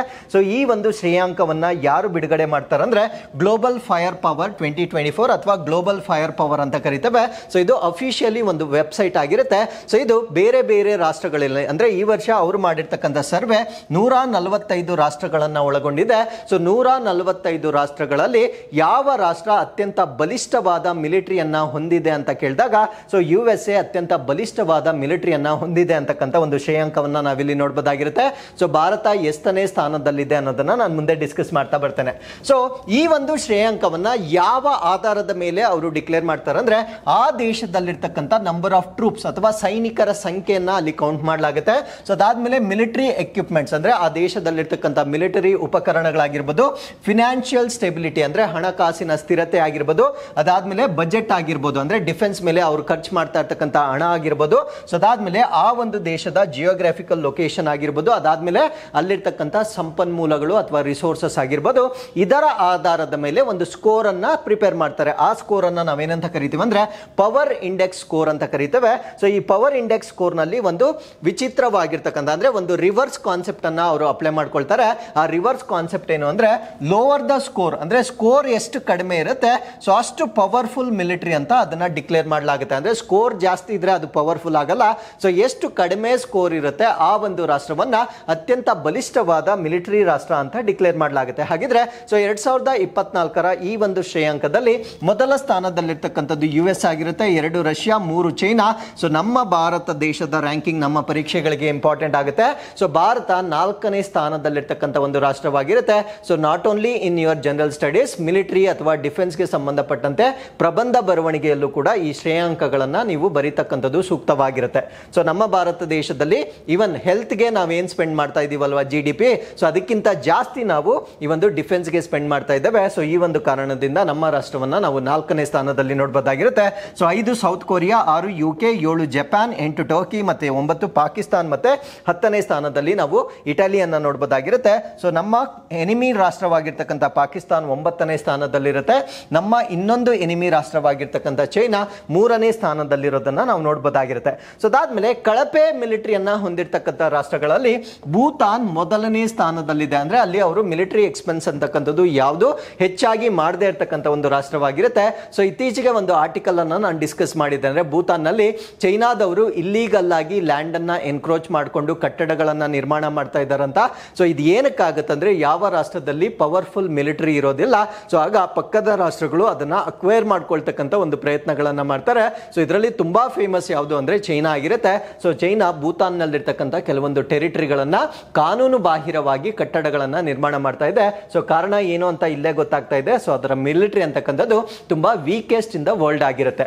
ಸೊ 2ನೇ ಸ್ಥಾನದಲ್ಲಿ ಮಾಲ್ಡೋವನ, 3ನೇ ಸ್ಥಾನದಲ್ಲಿ ಸೂರಿನಾಮೆ, 4ನೇ ಸ್ಥಾನದಲ್ಲಿ ಸೊಮಾಲಿಯಾ, 5ನೇ ಬೆನಿನ್, ಮಿಕ್ಕಿದ ರಾಷ್ಟ್ರಗಳನ್ನ ನೀವು ಇಲ್ಲಿ ನೋಡ್ಕೊಳ್ಬೋದಾಗಿರುತ್ತೆ. ಸೊ ಈ ಒಂದು ಶ್ರೇಯಾಂಕ ಯಾವುದಕ್ಕೆ ಸಂಬಂಧಪಟ್ಟಿದ್ದಂದ್ರೆ ಸೊ ಇದು ನಮ್ಮ ಪ್ರಪಂಚದಲ್ಲಿರ್ತಕ್ಕಂಥ ಈ ಒಂದು ಮಿಲಿಟರಿ ಅಂತ ನಾವೇನು ಹೇಳ್ತೇವೆ, ಸೊ ಇದಕ್ಕೆ ಸಂಬಂಧಪಟ್ಟಿರ್ತಕ್ಕಂಥ ಒಂದು okay. So with this let's get into question number 4. ವಡ್ನಗರದಲ್ಲಿ ಇತ್ತೀಚಿನ ಉತ್ಖನನದ ಸಮಯದಲ್ಲಿ ಅವಶೇಷಗಳಲ್ಲಿ 7 ಸಾಂಸ್ಕೃತಿಕ ಹಂತಗಳನ್ನು ಗುರುತಿಸಲಾಗಿದೆ. ಕೆಳಗಿನವುಗಳಲ್ಲಿ ಯಾವುದು ಆ ಸಾಂಸ್ಕೃತಿಕ ಹಂತಗಳಲ್ಲಿ ಒಂದಾಗಿಲ್ಲ ಅನ್ನೋದು ನಮ್ಮ ಪ್ರಶ್ನೆ ಆಗಿರುತ್ತೆ. During the recent excavation in Vadnagar 7 cultural stages were identified in the remains. Which of the following is not one of those cultural stages ಅನ್ನೋದು ನಮ್ಮ ಪ್ರಶ್ನೆ ಆಗಿರುತ್ತೆ. ಅಂದ್ರೆ ಇತ್ತೀಚೆಗೆ ಗುಜರಾತ್ ನಲ್ಲಿರ್ತಕ್ಕಂಥ ವಡ್ನಗರ್, ಸೊ ಇಲ್ಲಿ ಉತ್ಖನನವನ್ನ ಮಾಡಿರ್ತಾರೆ. ಉತ್ಖನನವನ್ನ ಮಾಡಿದಾಗ ಅಲ್ಲಿ ಸಿಕ್ಕಿರ್ತಕ್ಕಂಥ ಅವಶೇಷಗಳು 7 ಬೇರೆ ಬೇರೆ ಸಾಮ್ರಾಜ್ಯದ ಆಡಳಿತಕ್ಕೆ ಸಂಬಂಧಪಟ್ಟಿರ್ತಕ್ಕಂಥ ವಸ್ತುಗಳನ್ನ ಅಲ್ಲಿ ಫೈಂಡ್ ಔಟ್ ಮಾಡಿರ್ತಾರೆ. ಆ 7 ಸಾಮ್ರಾಜ್ಯಗಳಲ್ಲಿ ನಾವು 3 ಮಾತ್ರ ಸರಿಯಾದ ಆಯ್ಕೆಗಳನ್ನ ಕೊಟ್ಟಿರ್ತೇವೆ. ಸೊ ಒಂದು ಅಲ್ಲಿ ಇರದೇ ಇರತಕ್ಕಂಥ ಒಂದು ಆಯ್ಕೆಯನ್ನ ಕೊಟ್ಟಿರ್ತೇವೆ. ಸೊ ಆ ಸಿಕ್ಕಿರದೇ ಇರತಕ್ಕಂಥ ಆಯ್ಕೆ ಯಾವುದು ಅನ್ನೋದು ನಮ್ಮ ಪ್ರಶ್ನೆ ಆಗಿರುತ್ತೆ. ಸೊ ಈ ಪ್ರಶ್ನೆಗೆ ಸರಿಯಾದ ಉತ್ತರ ಹರಪ್ಪನ್ಗೆ ಸಂಬಂಧಪಟ್ಟಂತೆ, ಅಂದ್ರೆ ಹರಪ್ಪನ್ ನಾಗರಿಕತೆಗೆ ಸಂಬಂಧಪಟ್ಟಂತೆ ಯಾವುದೇ ಒಂದು ಅವಶೇಷಗಳು ಈ ಒಂದು ವಡ್ನಗರಲ್ಲಿ ನಾವು ನೋಡ್ಲಿಕ್ಕೆ ಈ ಒಂದು ಉತ್ಖನನದಲ್ಲಿ ಸಿಕ್ಕಿರೋದಿಲ್ಲ. ಸೊ ಇದು ಗುಜರಾತ್ನ ಮ್ಯಾಪ್ ಆಗಿರುತ್ತೆ. ಸೊ ಇಲ್ಲಿ ನಾವು ಕಚ್ ಅನ್ನ ನೋಡಬಹುದಾಗಿರುತ್ತೆ. ಸೊ ಈ ಭಾಗದಲ್ಲಿ ನಾವು ವಡ್ನಗರವನ್ನ ನೋಡಬಹುದಾಗಿರುತ್ತೆ. ಸೊ ಈಗ ಈ ಒಂದು ವಡ್ನಗರ್ ಅಂತ ನಾವೇನು ಹೇಳ್ತೇವೆ, ಸೊ 2800 ವರ್ಷಗಳ ಹಳೆಯದಾಗಿರ್ತಕ್ಕಂಥ ರಾಜಮನೆತನೆಗಳ ಅವಶೇಷಗಳನ್ನ ನಾವಿಲ್ಲಿ ಫೈಂಡ್ ಔಟ್ ಮಾಡಿರ್ತಾರೆ. ಸೊ ಈ ಒಂದು ಎಕ್ಸ್ಕವೇಷನ್ ಅನ್ನ ಮಾಡಿರ್ತಕ್ಕಂಥವ್ರು ಯಾರು ಅಂದ್ರೆ IIT ಕಾರಕ್ಪುರ್, ಅದಾದ್ಮೇಲೆ ಫಿಸಿಕಲ್ ರಿಸರ್ಚ್ ಲ್ಯಾಬೊರೇಟರಿ, ಅದಾದ್ಮೇಲೆ ಆರ್ಕಿಯೋಲಾಜಿಕಲ್ ಸರ್ವೆ ಆಫ್ ಇಂಡಿಯಾ, ಅದಾದ್ಮೇಲೆ ಜವಾಹರ್ಲಾಲ್ ನೆಹರು ಯೂನಿವರ್ಸಿಟಿ ಮತ್ತೆ ಡೆಕ್ಕನ್ ಕಾಲೇಜ್ ವತಿಯಿಂದ ಮಾಡಿರ್ತಕ್ಕಂಥ ಒಂದು ಎಕ್ಸ್ಕವೇಷನ್ ಆಗಿರುತ್ತೆ. ಸೊ ಈ ಒಂದು ಎಕ್ಸ್ಕವೇಷನ್ ಅಲ್ಲಿ 800 BC ಯಷ್ಟು ಹಳೆಯದಾಗಿರ್ತಕ್ಕಂಥ 7 ಕಲ್ಚರಲ್ ಸ್ಟೇಜಸ್ ಅಂದ್ರೆ 7 ಸಾಂಸ್ಕೃತಿಕ ಹಂತಗಳನ್ನ ಇಲ್ಲಿ ಎಕ್ಸ್ಕವೇಟ್ ಮಾಡಲಾಗಿರುತ್ತೆ. ಆ 7 ಸಾಂಸ್ಕೃತಿಕ ಹಂತಗಳು ಅದರ ಅರ್ಥ ಏನು ಅಂದ್ರೆ 7 ಬೇರೆ ಬೇರೆ ರಾಜಮನೆತನೆಗಳಿಗೆ ಸಂಬಂಧಪಟ್ಟಿರ್ತಕ್ಕಂಥ ಅವಶೇಷಗಳನ್ನ ಅಲ್ಲಿ ಪತ್ತೆ ಮಾಡಲಾಗಿರುತ್ತೆ. ಆ 7 ರಾಜಮನೆತನಗಳು ಯಾವ್ದ್ಯಾವ್ದು ಅಂದ್ರೆ ಮೌರ್ಯ, ಇಂಡೋ ಗ್ರೀಕ್, ಇಂಡೋಸಿಥಿಯನ್ ಅಥವಾ ಶಾಕ ಕ್ಷತ್ರಪಾಸ್ ಅಂತ ಕರಿತೇವೆ, ಹಿಂದೂ ಸೊಲಾಂಕೀಸ್ ಅಂತ ಕರಿತೇವೆ, ಸುಲ್ತಾನೇಟ್ ಮೊಘಲ್ ಅಂತ ಕರಿತೇವೆ, ಗಾಯಕ್ವಾಡ್ ಬ್ರಿಟಿಷ್ ವಸಾಹತುಗಳು ಆಳ್ವಿಕೆಗಳಿಗೆ ಸಂಬಂಧಪಟ್ಟಂತೆ 7 ಸಾಂಸ್ಕೃತಿಕ ಹಂತಗಳನ್ನ ಈ ಒಂದು ಪ್ರದೇಶದಲ್ಲಿ ಡಿಸ್ಕವರ್ ಮಾಡಲಾಗಿರುತ್ತೆ. ಹಾಗಿದ್ರೆ ಈ ಪ್ರದೇಶದಲ್ಲಿ ಪ್ರಮುಖವಾಗಿ ಸಿಕ್ಕಿರ್ತಕ್ಕಂಥ ವಸ್ತುಗಳು ಯಾವ್ದ್ಯಾವ್ದು ಅಂದ್ರೆ ಪಾಟರಿ, ಅಂದ್ರೆ ಕೆಲವೊಂದು ಕುಂಬಾರಿಕೆಗೆ ಸಂಬಂಧಪಟ್ಟಿರ್ತಕ್ಕಂಥದ್ದು, ಕಾಪರ್ ತಾಮ್ರ, ಅದಾದ್ಮೇಲೆ ಗೋಲ್ಡ್ ಚಿನ್ನ, ಸಿಲ್ವರ್ ಮತ್ತೆ ಐರನ್ ಆಬ್ಜೆಕ್ಟ್ ಗಳನ್ನ ಅಲ್ಲಿ ಪಡೆಯಲಾಗಿರುತ್ತೆ. ಸೊ ಅದ್ರ ಜೊತೆಗೆ ಬ್ಯಾಂಗಲ್ಸ್ ಅಥವಾ ಬಳೆಗಳನ್ನ ಕೂಡ ಅಲ್ಲಿ ಎಕ್ಸ್ಕವೇಷನ್ ಮಾಡಿದಾಗ ಸಿಕ್ಕಿರುತ್ತೆ. ಸೊ ಅದಾದ್ಮೇಲೆ ಇನ್ನೊಂದು ವಿಶೇಷತೆ ಏನಂದ್ರೆ coin moulds of Greek king Apollodotus ಅಂತ ನಾವೇನ್ ಹೇಳ್ತೇವೆ. So is from Indo Greek rule ಅಂತ ನಾವೇನ್ ಹೇಳ್ತೇವೆ. ಈ ಒಂದು ಅವಶೇಷಗಳನ್ನ ಕೂಡ ಅಲ್ಲಿ ನೋಡಲಾಗಿರುತ್ತೆ. ಅಂದ್ರೆ ಇಂಡೋ ಗ್ರೀಕ್ ಆಳ್ವಿಕೆಗೆ ಸಂಬಂಧಪಟ್ಟಿರ್ತಕ್ಕಂಥ ಗ್ರೀಕ್ ರಾಜ ಅಪೋಲೋ ಡಾಟಸ್ ನ ನಾಣ್ಯದ ಹಚ್ಚುಗಳನ್ನು ಕೂಡ ಸೊ ಈ ಒಂದು ಪ್ರದೇಶದಲ್ಲಿ ಫೈಂಡ್ ಔಟ್ ಮಾಡಿರೋದನ್ನ ನಾವು ನೋಡಬಹುದಾಗಿರುತ್ತೆ. So with this let's get into question number 5. Davos ನಲ್ಲಿ ನಡೆದ ವಿಶ್ವ ಆರ್ಥಿಕ ವೇದಿಕೆಯ ಸಂದರ್ಭದಲ್ಲಿ ಕರ್ನಾಟಕ ಸರ್ಕಾರವು ಯಾವ ಕಂಪನಿಗಳೊಂದಿಗೆ ಸಹಿಯನ್ನ ಮಾಡಿಕೊಂಡಿದೆ? During the world economic forum in Davos the Karnataka government signed with which company are companies ಅನ್ನೋದು ನಮ್ಮ ಪ್ರಶ್ನೆ ಆಗಿರುತ್ತೆ. ಸಿ ದಾವೋಸ್ ನಲ್ಲಿ ಒಂದು ಸಮ್ಮಿಟ್ ನಡೀತಾ ಇದೆ. ಆ ಒಂದು ಸಮ್ಮೇಳನದಲ್ಲಿ ಕರ್ನಾಟಕ ರಾಜ್ಯ ಯಾವ ಕಂಪನಿ ಅಥವಾ ಕಂಪನಿಗಳೊಂದಿಗೆ ಒಪ್ಪಂದಗಳನ್ನ ಮಾಡಿಕೊಂಡಿದೆ ಅನ್ನೋದು ನಮ್ಮ ಪ್ರಶ್ನೆ ಆಗಿರುತ್ತೆ. ಸೊ ಈ ಪ್ರಶ್ನೆಗೆ ಸರಿಯಾದ ಉತ್ತರ ಮೈಕ್ರೋಸಾಫ್ಟ್ ಮೈಕ್ರೋಸಾಫ್ಟ್ನೊಂದಿಗೆ, ವೆಬ್ ವರ್ಕ್ಸ್ ಮತ್ತೆ ಹಿತಾಚಿಯೊಂದಿಗೆ. ಸೊ ಈ ಪ್ರಶ್ನೆಗೆ ಸರಿಯಾದ ಉತ್ತರ ಮೇಲಿನ ಎಲ್ಲ ಕಂಪನಿಗಳೊಂದಿಗೆ ಸೊ ಒಪ್ಪಂದವನ್ನ ಮಾಡ್ಕೊಂಡಿದೆ. ಏನಕ್ಕೆ ಒಪ್ಪಂದವನ್ನ ಮಾಡ್ಕೊಂಡಿದೆ ಅನ್ನೋದನ್ನ ನಾವಿಲ್ಲಿ ಡಿಸ್ಕಸ್ ಮಾಡ್ತಾ ಬರ್ತೇನೆ. ಸೊ ನಾವು ಒಪ್ಪಂದ ಮಾಡಿಕೊಂಡಿರ್ತಕ್ಕಂಥ ಟೋಟಲ್ ಅಮೌಂಟ್ ಎಷ್ಟಿರುತ್ತೆ ಅಂದ್ರೆ 22,000 crores ವರ್ತ್ MOU ಅನ್ನ ಮಾಡ್ಕೊಳ್ಳಲಾಗಿರುತ್ತೆ. ಟೋಟಲ್ 7 ಕಂಪನೀಸ್ ಜೊತೆಗೆ ಒಪ್ಪಂದವನ್ನ ಮಾಡ್ಕೊಂಡಿರ್ತಾರೆ. ಸೊ ಅದರಲ್ಲಿ ಪ್ರಮುಖವಾದ ಕಂಪನಿಗಳು ಮೈಕ್ರೋಸಾಫ್ಟ್, ಒಂದನ್ನ ವೆಬ್ ವರ್ಕ್ಸ್ ಅಂತ ಕರಿತೇವೆ, ಇನ್ನೊಂದನ್ನ ಹಿತಾಚಿ ಅಂತ ಕರಿತೇವೆ. ಸೊ ಎಲ್ಲಿ ಈ ಒಂದು ಒಪ್ಪಂದವನ್ನ ಮಾಡ್ಕೊಂಡಿರ್ತಾರೆ ಅಂದ್ರೆ ವರ್ಲ್ಡ್ ಎಕನಾಮಿಕ್ ಫೋರಂ ಅಥವಾ ವಿಶ್ವ ಆರ್ಥಿಕ ವೇದಿಕೆ, ಇದು ದಾವೋಸ್ ನಲ್ಲಿ ನಡೀತಾ ಇದೆ. ಸೊ ಇಲ್ಲಿ ಒಪ್ಪಂದವನ್ನ ಮಾಡ್ಕೊಳ್ಳಲಾಗಿರುತ್ತೆ. ದಾವೋಸ್ ಸಮಿಟ್ ಏನು ಅನ್ನೋದನ್ನ ನಾನು ನಿನ್ನೆಯ ಆರ್ಟಿಕಲ್ ಅಲ್ಲಿ ಎಕ್ಸ್ಪ್ಲೈನ್ ಮಾಡಿರ್ತೇನೆ. ಅದಾದ್ಮೇಲೆ ಈ ವೆಬ್ ವರ್ಕ್ಸ್ ಅಂತ ನಾನು ಎಕ್ಸ್ಕ್ಯೂಸ್ ಮಿ. ಸೊ ಈ ವೆಬ್ ವರ್ಕ್ಸ್ ಅಂತ ನಾವೇನು ಹೇಳ್ತೇವೆ, ಸೊ ಇದು ಡೇಟಾ ಸೆಂಟರ್ ಪಾರ್ಕ್ ಆಗಿರುತ್ತೆ. ಅಂದ್ರೆ ನಮ್ಮ ಕರ್ನಾಟಕದಲ್ಲಿ ಒಂದು ದತ್ತಾಂಶ ಸೆಂಟರ್ ಪಾರ್ಕ್ ಅನ್ನ ಸ್ಥಾಪನೆ ಮಾಡ್ತಕ್ಕಂಥ ಒಂದು ಒಪ್ಪಂದವನ್ನ ವೆಬ್ ವರ್ಕ್ಸ್ ಜೊತೆಗೆ ಮಾಡ್ಕೊಳ್ಳಲಾಗಿರುತ್ತೆ. ಸೊ ಹಿತಾಚಿ ಜೊತೆಗೆ ಒಪ್ಪಂದವನ್ನ ಮಾಡ್ಕೊಂಡಿರ್ತಕ್ಕಂಥ ಉದ್ದೇಶ ಏನು ಅಂದ್ರೆ economic development in the rural sector, ಅಂದ್ರೆ ಗ್ರಾಮೀಣ ಭಾರತದಲ್ಲಿ ಆರ್ಥಿಕ ಅಭಿವೃದ್ಧಿ ಮಾಡ್ತಕ್ಕಂಥದ್ದು, ಹೆಲ್ತ್ ಕೇರ್ ಆರೋಗ್ಯದ ಒಂದು ರಕ್ಷಣೆ ಮಾಡ್ತಕ್ಕಂಥದ್ದು, education and panchayat E governance ಅಂತ ನಾವೇನು ಹೇಳ್ತೇವೆ. ಸೊ ಇದಕ್ಕೆ ಸಂಬಂಧಪಟ್ಟಂತೆ ಅಭಿವೃದ್ಧಿ ಮಾಡ್ತಕ್ಕಂಥ ಒಂದು ಒಪ್ಪಂದವನ್ನ ಹಿತಾಚಿ ಜೊತೆಗೆ ಮಾಡ್ಕೊಳ್ಳಲಾಗಿರುತ್ತೆ. ಸೊ ಇನ್ನೊಂದು ಮೈಕ್ರೋಸಾಫ್ಟ್ ಜೊತೆಗೆ ಕೂಡ ಒಪ್ಪಂದವಾಗಿರುತ್ತೆ. ಇದರ ಉದ್ದೇಶ ಏನು ಅಂದ್ರೆ ಸ್ಕಿಲ್ಲಿಂಗ್ ಅಂಡ್ ಗವರ್ನೆನ್ಸ್ ಇನಿಷಿಯೇಟಿವ್ಸ್ ಅಂತ ಕರೀತೇವೆ. ಅಂದ್ರೆ ಕೌಶಲ್ಯ ಮತ್ತು ಆಡಳಿತ ಉಪಕ್ರಮಗಳನ್ನ ಹೆಚ್ಚಿಸಲಿಕ್ಕೆ ಮಾಡ್ಕೊಂಡಿರ್ತಕ್ಕಂಥ ಒಂದು ಒಪ್ಪಂದವಾಗಿರುತ್ತೆ. ಸೊ ಇದರ ಪ್ರೈಮರಿ ಆಬ್ಜೆಕ್ಟ್ ಅಥವಾ ಪ್ರಾಥಮಿಕ ಉದ್ದೇಶ ಏನು ಅಂದ್ರೆ ಎಸ್ಟಾಬ್ಲಿಷ್ ಕಟ್ಟಿಂಗ್ ಎಜ್ ಇನ್ಫ್ರಾಸ್ಟ್ರಕ್ಚರ್ ಅಂತ ಕರೀತೇವೆ. ಅಂದ್ರೆ ನಮ್ಮ ಕರ್ನಾಟಕದಲ್ಲಿ ಸೊ ಅತ್ಯುತ್ತಮವಾಗಿರ್ತಕ್ಕಂಥ ಅಂದ್ರೆ ಅಡ್ವಾನ್ಸ್ಡ್ ಇನ್ಫ್ರಾಸ್ಟ್ರಕ್ಚರ್ ಅಥವಾ ಮೂಲ ಸೌಕರ್ಯಗಳನ್ನ ಡೆವಲಪ್ ಮಾಡ್ಕೊಳ್ತಕ್ಕಂಥದ್ದು ಈ ಒಪ್ಪಂದಗಳ ಪ್ರಮುಖವಾಗಿರ್ತಕ್ಕಂಥ ಉದ್ದೇಶವಾಗಿರುತ್ತೆ. So with this let's get into question number 6. Pixxel ಬಾಹ್ಯಾಕಾಶ ದತ್ತಾಂಶ ಕಂಪನಿಯು ಇತ್ತೀಚೆಗೆ ತನ್ನ ಮೊದಲ ಬಾಹ್ಯಾಕಾಶ ನೌಕೆ ಉತ್ಪಾದನಾ ಸೌಲಭ್ಯವಾದ ಮೆಗಾ ಪಿಕ್ಸೆಲ್ ಅನ್ನು ಯಾವ ನಗರದಲ್ಲಿ ಉದ್ಘಾಟಿಸಿತು? Pixxel, a space data company, recently inaugurated its first spacecraft manufacturing facility. So ಆ ಒಂದು ಮ್ಯಾನುಫ್ಯಾಕ್ಚರಿಂಗ್ ಫೆಸಿಲಿಟಿಯನ್ನ ನಾವು ಮೆಗಾ ಪಿಕ್ಸೆಲ್ ಅಂತ ಕರಿತೇವೆ.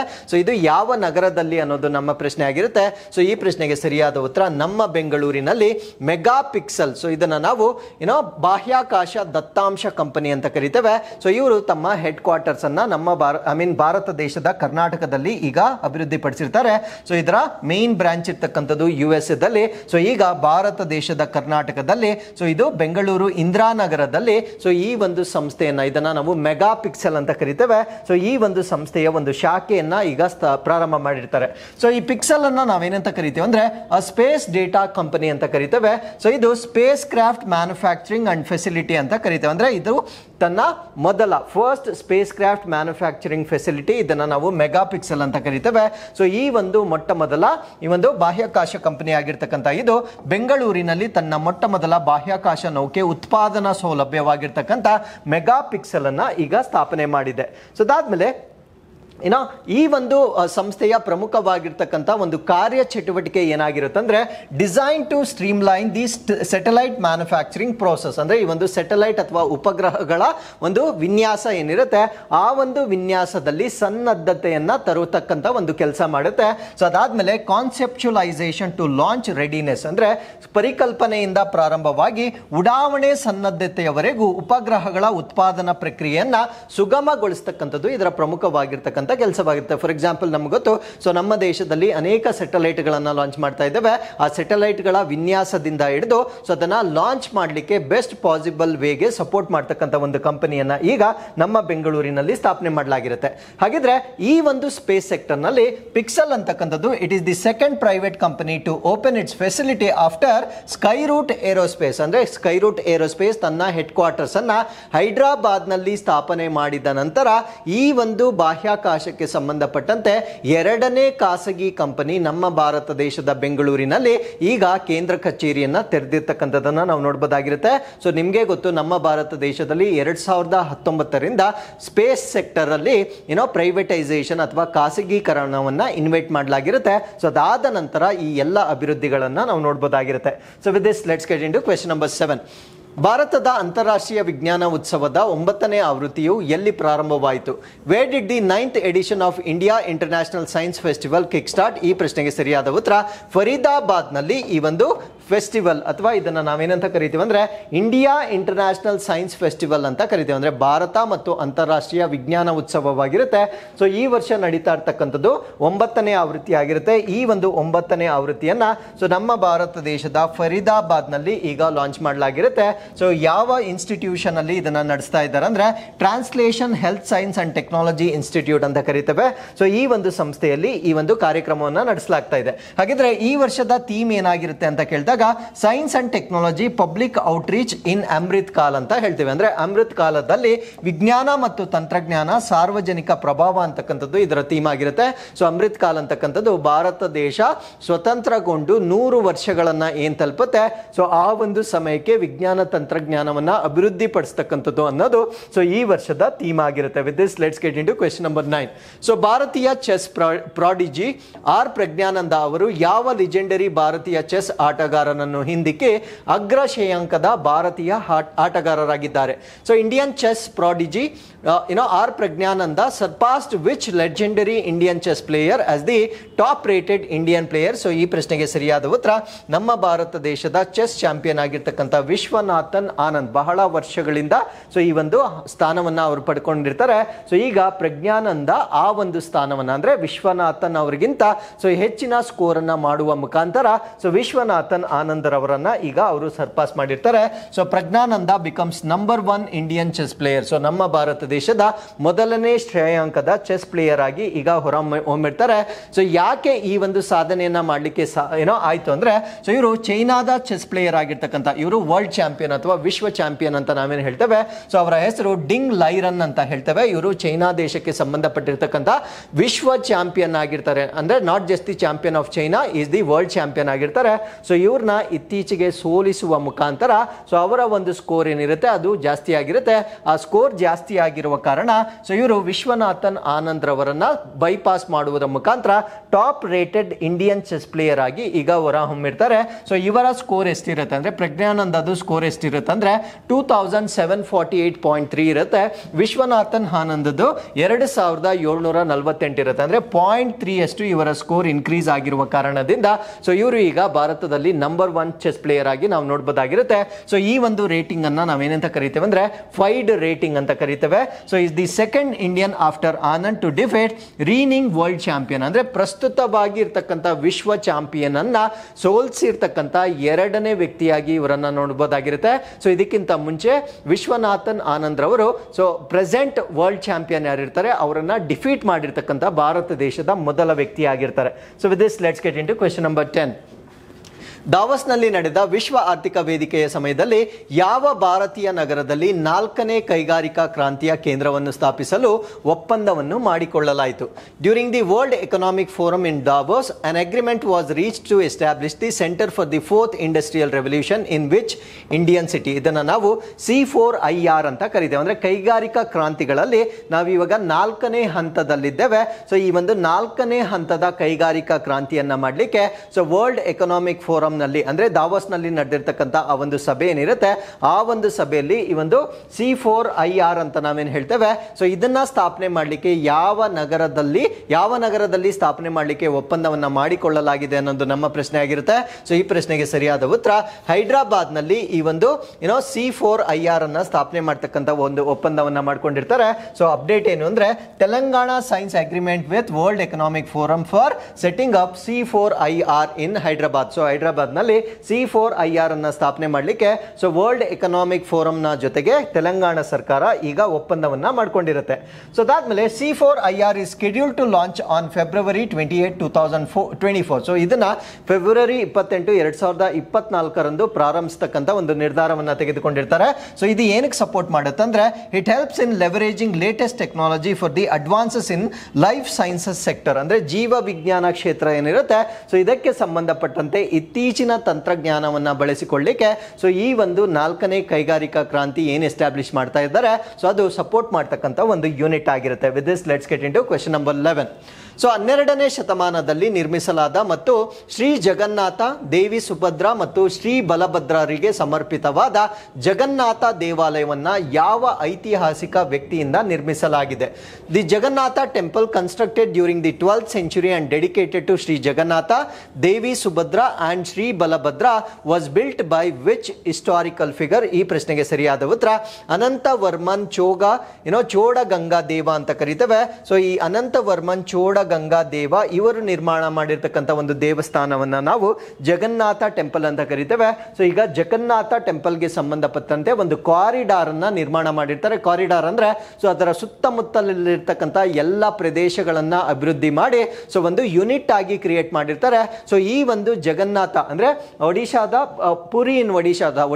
ಪೂರಿಯಲ್ಲಿರ್ತಕ್ಕಂಥ ಈ ಒಂದು ಜಗನ್ನಾಥ ಟೆಂಪಲ್ ಹೆರಿಟೇಜ್ ಕಾರಿಡಾರ್ ಅಂತ ನಾವೇನು ಹೇಳ್ತೇವೆ. ಸೊ ಇದೀಗ ಎಲ್ಲ ಡೆವಲಪ್ಮೆಂಟ್ ಕಂಪ್ಲೀಟ್ ಆಗಿ ಅದನ್ನ ಈಗ ಇನಾಗ್ರೇಟ್ ಮಾಡಿರ್ತಾರೆ. ಸೊ ಆ ಒಂದು ಕಾರಣದಿಂದ ಈ ಟೆಂಪಲ್ ಈಗ ಸುದ್ದಿಯಲ್ಲಿರ್ತಕ್ಕಂಥ ಒಂದು ವಿಷಯವಾಗಿರುತ್ತೆ. ಸೊ ಈ ಒಂದು ಕಾರಿಡಾರ್ ಅನ್ನ ನಿರ್ಮಾಣ ಮಾಡಿರ್ತಕ್ಕಂಥ ಉದ್ದೇಶ ಏನು ಅಂದ್ರೆ transform the holy town of Puri. So Puri ಅಂತಕ್ಕಂಥದ್ದು ಒಂದು ಸೊ ಪರಂಪರೆಯ ಒಂದು ಸ್ಥಳವಾಗಿರುತ್ತೆ. ಸೊ ಇದನ್ನ ಇಂಟರ್ನ್ಯಾಷನಲ್ ಪ್ಲೇಸ್ ಆಫ್ ಹೆರಿಟೇಜ್ ಅಂದ್ರೆ ಅಂತಾರಾಷ್ಟ್ರೀಯ ಒಂದು ಪರಂಪರೆಯ ಸ್ಥಳವನ್ನಾಗಿ ನಿರ್ಮಾಣ ಮಾಡ್ತಕ್ಕಂಥದ್ದು ಈ ಒಂದು ಪ್ರಾಜೆಕ್ಟ್ ನ ಪ್ರಮುಖ ಗುರಿಯಾಗಿರುತ್ತೆ. The project is a part of augmentation of basic amenities and development of heritage and architecture. ಅದನ್ನ ನಾವು ಅಬಾದಾ ಸ್ಕೀಮ್ ಅಂತ ಕರಿತೇವೆ. ಸೊ ಈ ಒಂದು ಪ್ರಾಜೆಕ್ಟ್ ಅನ್ನ ಏನ್ ನಿರ್ಮಾಣ ಮಾಡಿದ್ದಾರೆ, ಸೊ ಅದು ಯಾವ ಒಂದು ಯೋಜನೆಯ ಭಾಗವಾಗಿರುತ್ತೆ ಅಂದ್ರೆ ಮೂಲ ಸೌಕರ್ಯಗಳ ವರ್ಧನೆ ಮತ್ತು ಪರಂಪರೆ ಮತ್ತು ವಾಸ್ತುಶಿಲ್ಪದ ಅಭಿವೃದ್ಧಿ ಅಂತ ಒಂದು ಯೋಜನೆ ಇರುತ್ತೆ. ಸೊ ಆ ಒಂದು ಯೋಜನೆಯ ಅಡಿಯಲ್ಲಿ ಸೊ ಈ ಒಂದು ಕಾರಿಡಾರ್ ಅನ್ನ ಈಗ ಸಂಪೂರ್ಣವಾಗಿ ಡೆವಲಪ್ ಮಾಡಿ ಇನಾಗ್ರೇಟ್ ಮಾಡಲಾಗಿರುತ್ತೆ. ಸೊ ಈಗ ಜಗನ್ನಾಥ ಟೆಂಪಲ್ ಬಗ್ಗೆ ಹೆಚ್ಚಿನ ಮಾಹಿತಿಯನ್ನು ತಿಳ್ಕೊಳ್ಳೋದಾದ್ರೆ ಸೊ ಅದನ್ನ ಯಾರು ಕನ್ಸ್ಟ್ರಕ್ಟ್ ಮಾಡಿದ್ದಾರೆ ಅಂತ ನಾನು ಪ್ರಶ್ನೆಯಲ್ಲೇ ಹೇಳಿರ್ತಾನೆ. ಸೊ ಈ ಒಂದು ದೇವಾಲಯವನ್ನ 12ನೇ ಶತಮಾನದ ಸಮಯದಲ್ಲಿ 12th century ಟೈಮಲ್ಲಿ ಡೆವಲಪ್ ಆಗಿರ್ತಕ್ಕಂಥ ಒಂದು ಟೆಂಪಲ್ ಆಗಿರುತ್ತೆ. ಸೊ ಇಲ್ಲಿ 3 ದೇವರುಗಳನ್ನ ವರ್ಷಿಪ್ ಮಾಡಲಾಗುತ್ತೆ. ಸೊ ಒಂದು ಶ್ರೀ ಜಗನ್ನಾಥ ಅಲಾಂಗ್ ವಿತ್ ಅವರ ಸಿಸ್ಟರ್ ಜಗನ್ನಾಥ ಮತ್ತು ಅವರ ಸಿಸ್ಟರ್ ಅಂದ್ರೆ ಅವರ ಸಹೋದರಿ ಆಗಿರ್ತಕ್ಕಂಥ ದೇವಿ ಸುಭದ್ರ ಮತ್ತೆ ಅವರ ಎಲ್ಡರ್ ಬ್ರದರ್ ಅಂದ್ರೆ ಹಿರಿಯ ಸಹೋದರನಾಗಿರ್ತಕ್ಕಂಥ ಶ್ರೀ ಬಲಭದ್ರ ಅಂತ ನಾವೇನ್ ಕರಿತೇವೆ. ಸೊ ಈ ಮೂವರನ್ನ ವರ್ಷಿಪ್ ಮಾಡ್ತಕ್ಕಂಥ ಒಂದು ದೇವಸ್ಥಾನ ಇದಾಗಿರುತ್ತೆ. ಸೊ ಅದಾದ್ಮೇಲೆ ಈ ಒಂದು ಪೂರಿ ಟೆಂಪಲ್ಗೆ ಜಗನ್ನಾಥ್ ಪೂರಿ ಟೆಂಪಲ್ಗೆ ಇನ್ನೊಂದು ಹೆಸರು ಕೂಡ ಇರುತ್ತೆ. ಸೊ ಇದನ್ನ ನಾವು ಯಮಾನಿಕಾ ತೀರ್ಥ ಅಂತ ಕೂಡ ಕರಿತೇವೆ. ಇದೆಲ್ಲ very important for our examination. So ಈ ಒಂದು ಟೆಂಪಲ್ಗೆ ಇನ್ನೊಂದು ಹೆಸರು ಕೂಡ ಇರುತ್ತೆ. ಸೊ ಇದನ್ನ ನಾವು ವೈಟ್ ಪಗೋಡ ಅಥವಾ ಬಿಳಿಯ ಪಗೋಡ ಅಂತ ಕೂಡ ಇದನ್ನ ಕರೆಯಲಾಗುತ್ತೆ. ಸೊ ಈ ಒಂದು ಪೂರಿ ಜಗನ್ನಾಥ್ ಅಂತಕ್ಕಂಥದ್ದು it is a part of Char Dham pilgrimage ಅಂತ ಕರಿತೇವೆ. ಅಂದ್ರೆ 4 ತೀರ್ಥ ಯಾತ್ರೆಗಳ ಒಂದು ಗುಂಪನ್ನ ನಾವು ಚಾರ್ ಧಾಮ್ ಅಂತ ಕರಿತೇವೆ. ಸೊ 4 ತೀರ್ಥ ಯಾತ್ರೆಗಳ ಗುಂಪಿನ ಭಾಗ ಕೂಡ ಇದಾಗಿರುತ್ತೆ. ಆ 4 ತೀರ್ಥ ಯಾತ್ರಾ ಪ್ರದೇಶಗಳು ಯಾವ್ದಾವ್ದು ಅಂದ್ರೆ ಬದ್ರಿನಾಥ್, ದ್ವಾರಕಾ, ಪೂರಿ ಮತ್ತೆ ರಾಮೇಶ್ವರಂ ಅಂತ ನಾವೇನು ಹೇಳ್ತೇವೆ. ಸೊ ಇದರ ಭಾಗವಾಗಿ ನಾವು ಪೂರಿಯನ್ನ ನಾವಿಲ್ಲಿ ನೋಡ್ಬೋದಾಗಿರುತ್ತೆ. ಸೊ ಈ ಒಂದು ಪ್ರದೇಶದಲ್ಲಿ ಪ್ರತಿ ವರ್ಷ ಒಂದು ಹಬ್ಬ ನಡೆಯುತ್ತೆ. ಸೊ ಆ ಒಂದು ಫೇಮಸ್ ಫೆಸ್ಟಿವಲ್ ಅನ್ನ ನಾವೇನಂತ ಕರಿತೀವಿ ಅಂದ್ರೆ ರಥ್ ಯಾತ್ರಾ ಅಂತ ಕರಿತೇವೆ ಮತ್ತೆ ಬಹುದ ಯಾತ್ರಾ ಅಂತ ಕರಿತೇವೆ. ಸೊ ಈ ಒಂದು ರಥಯಾತ್ರೆ ಮತ್ತು ಬಹುದ ಯಾತ್ರೆ ಅಂತಕ್ಕಂಥದ್ದು ಸೊ ಇಲ್ಲಿ ನಡೀತಕ್ಕಂಥ ಒಂದು ಫೇಮಸ್ ಆಗಿರ್ತಕ್ಕಂಥ ಫೆಸ್ಟಿವಲ್ ಆಗಿರುತ್ತೆ. So with this let's get into question number 12. ಗಾಂಧಿನಗರದಲ್ಲಿರುವ ಗಿಫ್ಟ್ ಸಿಟಿಯಲ್ಲಿರುವ ಇಂಟರ್ನ್ಯಾಷನಲ್ ಫಿನಾನ್ಷಿಯಲ್ ಸರ್ವಿಸಸ್ ಸೆಂಟರ್ ಜಾಗತಿಕ ಹೈಡ್ರೋಜನ್ ಬೆಲೆ ಸೂಚ್ಯಾಂಕವನ್ನು ಸಹಯೋಗದೊಂದಿಗೆ ಅಭಿವೃದ್ಧಿಪಡಿಸಲು ಯಾವ ಸಂಸ್ಥೆಗಳೊಂದಿಗೆ ಪಾಲುದಾರಿಕೆಯನ್ನ ಹೊಂದಿದೆ? The international financial services centre at GIFT city in Gandhinagar has partnered with which organisation collaboratively to develop global hydrogen price index ಅಂತ ಕರಿತೇವೆ. ಅಂದ್ರೆ ಜಾಗತಿಕ ಜಲಜನಕ ಬೆಲೆ ಸೂಚ್ಯಾಂಕ ಅಂತ ಕರಿತೇವೆ. ಸೊ ಇದನ್ನ ಡೆವಲಪ್ ಮಾಡಲಿಕ್ಕೆ ನಮ್ಮ ಭಾರತ ದೇಶದ ಗಿಫ್ಟ್ ಸಿಟಿಯಲ್ಲಿರ್ತಕ್ಕಂಥ ಇಂಟರ್ನ್ಯಾಷನಲ್ ಫಿನಾನ್ಷಿಯಲ್ ಸರ್ವಿಸ್ ಸೆಂಟರ್ನೊಂದಿಗೆ ಒಂದು ಒಪ್ಪಂದವನ್ನ ಮಾಡಿಕೊಳ್ಳಲಾಗಿರುತ್ತೆ. ಸೊ ಈ ಒಂದು ಒಪ್ಪಂದವನ್ನ ಯಾರೊಂದಿಗೆ ಮಾಡಿಕೊಳ್ಳಲಾಗಿದೆ ಅನ್ನೋದು ನಮ್ಮ ಪ್ರಶ್ನೆ ಆಗಿರುತ್ತೆ. ಸೊ ಈ ಪ್ರಶ್ನೆಗೆ ಸರಿಯಾದ ಉತ್ತರ ಭಾರತೀಯ ಅನಿಲ ವಿನಿಮಯ ಅಥವಾ ಇಂಡಿಯನ್ ಗ್ಯಾಸ್ ಎಕ್ಸ್ಚೇಂಜ್ ಅಂತ ಕರಿತೇವೆ. ಸೊ ಈ ಒಂದು ಒಪ್ಪಂದದ ಪ್ರಮುಖವಾಗಿರ್ತಕ್ಕಂಥ ಉದ್ದೇಶ ಏನು ಅಂದ್ರೆ ಹೈಡ್ರೋಜನ್ ಫ್ಯೂಯಲ್ ಅಂತಕ್ಕಂಥದ್ದು ಒಂದು ಹೊಸ ರೀತಿಯ ಒಂದು ಆಧುನಿಕವಾಗಿರ್ತಕ್ಕಂಥ ಫ್ಯೂಯಲ್ ಆಗಿರುತ್ತೆ. ಸೊ ಅದಕ್ಕೆ ಸಂಬಂಧಪಟ್ಟಂತೆ ಪ್ರೈಸ್ ಇಂಡೆಕ್ಸ್ ಅನ್ನ ಡೆವಲಪ್ ಮಾಡ್ತಕ್ಕಂಥದ್ದು ಸೂಕ್ತವಾಗಿರುತ್ತೆ. ಸೊ ದಟ್ ಅದನ್ನ ಟ್ರೇಡ್ ಮಾಡಲಿಕ್ಕೆ ಅಥವಾ ವ್ಯಾಪಾರ ಮಾಡಲಿಕ್ಕೆ ಸುಲಭವಾಗಿರುತ್ತೆ. ಸೊ ಆ ಒಂದು ಪ್ರೈಸ್ ಇಂಡೆಕ್ಸ್ ಅನ್ನ ಡೆವಲಪ್ ಮಾಡ್ಕೊಳ್ಳಿಕ್ಕೆ ಈಗ ಒಪ್ಪಂದವನ್ನ ಮಾಡ್ಕೊಳ್ಳಲಾಗಿರುತ್ತೆ. ಸೊ ಈ ಒಂದು ಒಪ್ಪಂದ ಗಿಫ್ಟ್ ಸಿಟಿ ಗಿಫ್ಟ್ ಸಿಟಿಯಿಂದ ಪ್ರಾರಂಭವಾಗುತ್ತೆ. ನಿಮ್ಗೆ ಗೊತ್ತು ಗಿಫ್ಟ್ ಸಿಟಿ ಇರ್ತಕ್ಕಂಥದ್ದು ಗುಜರಾತ್ ನಲ್ಲಿ ಇರುತ್ತೆ. GIFT City to get first hydrogen price index. So ನಮ್ಮ ಭಾರತ ದೇಶದ ಗಿಫ್ಟ್ ಸಿಟಿ ಏನಿದೆ ಸೊ ಇಲ್ಲಿ ಮೊದಲ ಹೈಡ್ರೋಜನ್ ಬೆಲೆ ಸೂಚ್ಯಾಂಕವನ್ನ ಪಡಿತಾ ಇರ್ತಕ್ಕಂಥ ಒಂದು ಪ್ರದೇಶವಾಗಿರುತ್ತೆ. ಸೊ ಈ ಒಂದು ಪ್ರೈಸ್ ಇಂಡೆಕ್ಸ್ ಅನ್ನ ಡೆವಲಪ್ ಮಾಡಲಿಕ್ಕೆ ಯಾರ್ಯಾರ ನಡುವೆ MOU ಅಥವಾ ಒಪ್ಪಂದ ಆಗಿದೆ ಅಂತ ಹೇಳಿದಾಗ international financial services centre. So international financial service centre, ಅದಾದ್ಮೇಲೆ GIFT city in Gandhinagar. So ಈ ಒಂದು ಒಪ್ಪಂದ ಆಗಿರ್ತಕ್ಕಂಥದ್ದು ಗಿಫ್ಟ್ ಸಿಟಿಯಲ್ಲಿ. So in collaboration with Indian gas exchange ಜೊತೆಗೆ ಕೊಲಾಬ್ರೇಷನ್ ಆಗಿರುತ್ತೆ. That is one. ಸೊ ಅದಾದ್ಮೇಲೆ ಗುಜರಾತ್ ಸ್ಟೇಟ್ ಪೆಟ್ರೋಲಿಯಂ ಕಾರ್ಪೊರೇಷನ್ ಜೊತೆಗೆ ಕೊಲಾಬ್ರೇಷನ್ ಆಗಿರುತ್ತೆ. ಅಂದ್ರೆ 3 ಜನ, ಒಂದು ಇಂಟರ್ನ್ಯಾಷನಲ್ ಫಿನಾನ್ಷಿಯಲ್ ಸರ್ವಿಸಸ್ ಸೆಂಟರ್ ಆಗಿರುತ್ತೆ. ಸೊ ಅದಾದ್ಮೇಲೆ ಇಂಡಿಯನ್ ಗ್ಯಾಸ್ ಎಕ್ಸ್ಚೇಂಜ್ ಮತ್ತೆ ಗುಜರಾತ್ ಸ್ಟೇಟ್ ಪೆಟ್ರೋಲಿಯಂ ಕಾರ್ಪೊರೇಷನ್ ಅಂತ ನಾವೇನು ಹೇಳ್ತೇವೆ, ಇವರ ಮೂವರೊಂದಿಗೆ ಒಂದು ಒಪ್ಪಂದವಾಗಿದೆ. ಒಪ್ಪಂದ ಆಗಿರ್ತಕ್ಕಂಥ ಒಂದು ಡೆಸಿಗ್ನೇಟೆಡ್ ಪ್ಲೇಸ್ ಅಂದ್ರೆ ಪ್ರೈಸ್ ಇಂಡೆಕ್ಸ್ ಅನ್ನ ಡೆವಲಪ್ ಮಾಡ್ತಾ ಇರ್ತಕ್ಕಂಥ ಪ್ರದೇಶ ಗಿಫ್ಟ್ ನಗರದಲ್ಲಿ ಈ ಒಂದು ಪ್ರೈಸ್ ಇಂಡೆಕ್ಸ್ ಅನ್ನ ಡೆವಲಪ್ ಮಾಡ್ತಾ ಇದ್ದಾರೆ. ಸೊ ಈ ಒಂದು ಪ್ರೈಸ್ ಇಂಡೆಕ್ಸ್ ಅನ್ನ ನಾವು ಗ್ಲೋಬಲ್ ಹೈಡ್ರೋಜನ್ ಪ್ರೈಸ್ ಇಂಡೆಕ್ಸ್ ಅಂತ ಕರಿತೇವೆ. It is not national, it is global. ಅಂದ್ರೆ ಜಾಗತಿಕ ಜಲಜನಕ ಬೆಲೆ ಸೂಚ್ಯಾಂಕವನ್ನ ಇಲ್ಲಿ ಡೆವಲಪ್ ಮಾಡ್ತಾ ಇದ್ದಾರೆ ಅನ್ನೋದು ನಿಮಗೆ ಗೊತ್ತಿರಬೇಕಾಗಿರುತ್ತೆ. ಸೊ ಈ ಒಂದು ಸೂಚ್ಯಾಂಕವನ್ನ ಏನಕ್ಕೆ ಡೆವಲಪ್ ಮಾಡ್ತಾ ಇದ್ದಾರೆ ಅಂದ್ರೆ to trade hydrogen contracts and derivatives within the GIFT City special economic zone. ಅಂದ್ರೆ ಹೈಡ್ರೋಜನ್ ಒಪ್ಪಂದಗಳು ಏನಿದೆ, ಸೊ ಇದು ಉತ್ಪನ್ನಗಳನ್ನು ವ್ಯಾಪಾರ ಮಾಡಲು ಮತ್ತು ಜಾಗತಿಕ ಸಂಸ್ಥೆಗಳನ್ನು ಸಕ್ರಿಯಗೊಳಿಸಲು ಸೊ ಈ ಒಂದು ವೇದಿಕೆಯನ್ನ ಕ್ರಿಯೇಟ್ ಮಾಡ್ತಕ್ಕಂಥದ್ದು ಈ ಒಂದು ಒಪ್ಪಂದದ ಉದ್ದೇಶವಾಗಿರುತ್ತೆ. ಸೊ ಅದಾದ್ಮೇಲೆ ಗಿಫ್ಟ್ ಸಿಟಿಯಲ್ಲಿರ್ತಕ್ಕಂಥ ವಿಶೇಷ ಆರ್ಥಿಕ ವಲಯ ಅಂತ ನಾವೇನು ಹೇಳ್ತೇವೆ, ಸೊ ಅದರಲ್ಲಿ ಹೈಡ್ರೋಜನ್ ಕಾಂಟ್ರಾಕ್ಟ್ಸ್ ಅನ್ನ ಮಾಡ್ಕೊಳ್ಳಿಕ್ಕೆ ಈ ಒಂದು ಪ್ರೈಸ್ ಇಂಡೆಕ್ಸ್ ಅಂತಕ್ಕಂಥದ್ದು ಒಂದು ಬೆಂಚ್ ಮಾರ್ಕ್ ಆಗಿ ನಾವು ಅದನ್ನ ನೋಡಬಹುದಾಗಿರುತ್ತೆ. ಸೊ ಇಲ್ಲಿಗೆ ಇವತ್ತಿನ ಎಲ್ಲ ಅಪ್ಡೇಟ್ಸ್ ಕಂಪ್ಲೀಟ್ ಆಗಿರುತ್ತೆ. With this we come to inquest challenge number 630. So ಪ್ರಶ್ನೆ ಸಂಖ್ಯೆ ಒಂದು ಇತ್ತೀಚೆಗೆ ಮತ್ತೆ ಸ್ಫೋಟಗೊಂಡ ಮರಾಪಿ ಪರ್ವತವು ಯಾವ ದ್ವೀಪದಲ್ಲಿದೆ? ಆಪ್ಷನ್ ಸುಮಾತ್ರ, ಎರಡನೇ ಆಪ್ಷನ್ ಜಾವಾ, ಮೂರನೇದು ಸುಲಬೇಸಿ ಮತ್ತೆ ನಾಲ್ಕನೇದು ಲ್ಯಾಂಬೋಕ್ ಆಗಿರುತ್ತೆ. ಸೊ ಎರಡನೇ ಪ್ರಶ್ನೆ, ಆಟೋಡ್ರೋಮಾ ಹರ್ಮೋನಸ್ ರೋಡ್ರಿಗಸ್ ಸರ್ಕ್ಯೂಟ್ ಯಾವ ನಗರದಲ್ಲಿದೆ? ಆಪ್ಷನ್ಸ್ ಮೆಕ್ಸಿಕೋ, ಬೊಗಾಟಾ, ಅದಾದ್ಮೇಲೆ ಗ್ವಾಡೆಲಾಜಾರ, ಅದಾದ್ಮೇಲೆ ಮಿಯಾಮಿ ನಿಮ್ಮ ಆಪ್ಷನ್ಸ್ ಆಗಿರುತ್ತೆ. ಸೊ ಇಲ್ಲಿಗೆ ಇವತ್ತಿನ ಎಲ್ಲ ಪ್ರಚಲಿತ ಘಟನೆಗಳು ಕಂಪ್ಲೀಟ್ ಆಗಿರುತ್ತೆ. ಮತ್ತೊಮ್ಮೆ ನಾಳಿನ ಅಪ್ಡೇಟ್ಸ್ನೊಂದಿಗೆ ನಾನು ನಿಮ್ಮನ್ನ ಭೇಟಿ ಆಗ್ತೇನೆ. ಸೊ ಅಲ್ಲಿವರೆಗೂ keep reading, take care of yourselves and thank you very much for watching this.